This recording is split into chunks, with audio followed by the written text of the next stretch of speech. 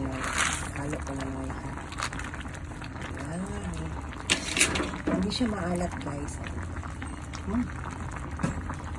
Ang lambot niya. Ayan. Kaya gusto ko kasi hindi maalat. Hindi kasi talaga ako mahilig sa maalat.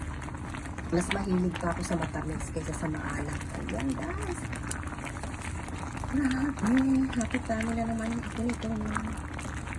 Ayan. Slow po ito. Ito naman sa bulo. Sobra. Itong kalugbati pala at saka saluyot yung kanyang puno ang itatanim ko nga siya, guys.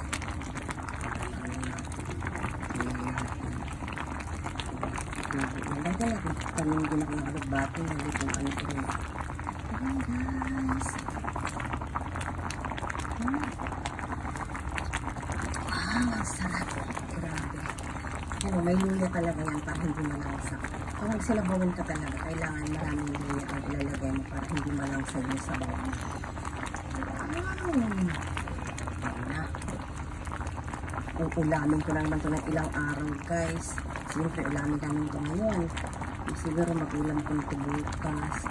3 araw na ulam to, guys. Bukas, Martes, Huwebes. Or 2 days. Depende sa makain namin ngayon kasi ako mahilig sa sabang. Kaya yan.